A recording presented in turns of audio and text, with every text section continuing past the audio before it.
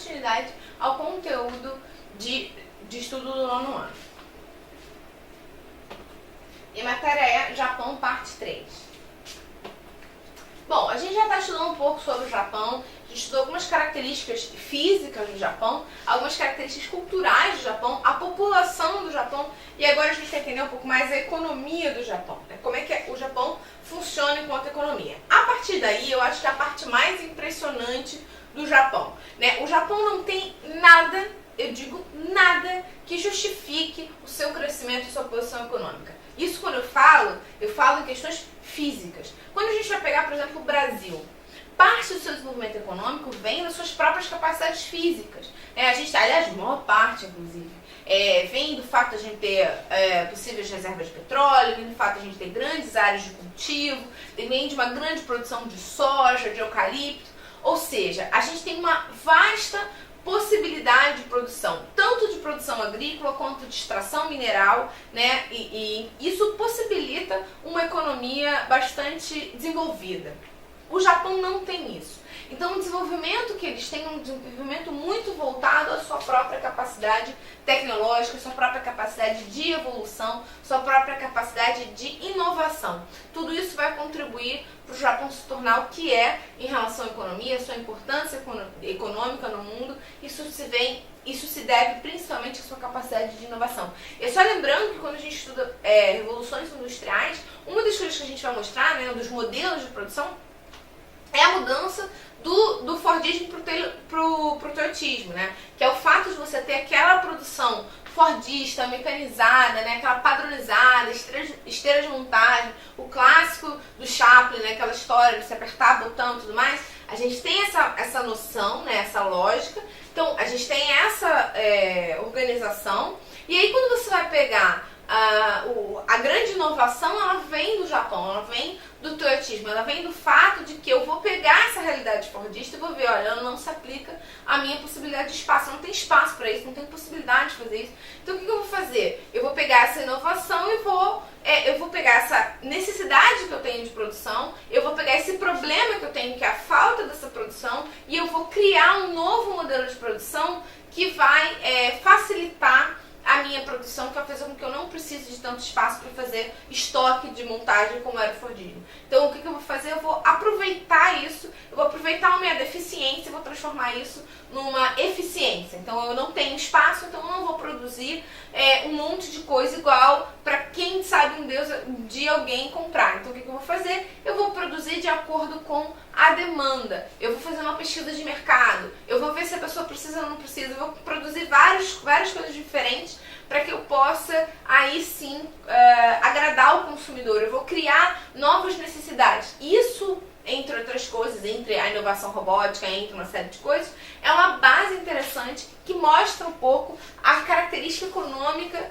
dos japoneses, que é uma característica de bastante inovação e de pegar uma coisa que seria uma diversidade física e transformar isso numa facilidade de mobilidade. Hoje em dia, a maior parte das empresas vai utilizar um método toyotista, né? Você vai utilizar uma produção em demanda, você não vai produzir grandes estoques, então você vai ver que isso é uma produção muito mais eficaz. Então isso é uma característica do governo japonês, né, do Japão. Como grande potência econômica, possui a terceira maior economia do mundo em PIB nominal e a quarta maior em poder de compra. Ou seja, o japonês tem um poder de compra muito elevado. Isso também dá uma boa dinâmica ao mercado interno. Como a gente viu, o Japão tem uma população razoavelmente grande, a 10ª maior população no mundo. Então, se eu tenho uma população grande com poder de compra, eu tenho um mercado interno bastante desenvolvido, que é muito bom para a economia. Então, é também o quarto maior exportador e o quinto maior importador do mundo. Lembrando que ele vai ser o exportador, e aí qual é a grande questão? Dependendo da sua localização no mundo, dependendo da sua característica, o que você exporta pode ser mais interessante do que você importa, economicamente falando. Então, no caso do Japão, ele é um grande exportador de produtos com alta tecnologia, bastante beneficiados, bastante qualificados, que vão ter um custo médio alto, enquanto ele vai importar produtos que, como a gente viu, ele não tem capacidade de produzir. Então, ele é um grande dependente de minérios, ele é um grande dependente de matérias-primas, e essas matérias-primas são mais baratas do que o que ele exporta. Então, nessa lógica, como ele importa coisas que são mais baratas do que o que ele exporta, ele acaba saindo no lucro, acaba tendo vantagem. Então ele também é um importante país e ele é um país membro, né, o único asiático membro do G8, que são as maiores economias do mundo, o que coloca aí o Japão, né, como uma grande, apresentando a sua grande importância na economia mundial, né, de influência e de tomada de decisão, principalmente na Ásia, para isso. Bom, em relação à economia, a gente vai ver aqui, descrever um pouco mais as exportações, como é que são. As exportações japonesas incluem equipamentos de transporte, veículos motorizados, produtos eletrônicos, maquinária industrial e produtos químicos, entre outros. Ou seja, só produtos com capacidade de produção tecnológica, que vão envolver inovação tecnológica, que envolve trabalho qualificado. Isso ajuda muito a economia do Japão. Como a gente tinha visto, quanto mais eu tenho exportação de produtos com tecnologia, esses produtos têm um valor maior do que os produtos primários, do que produtos que não têm tecnologia.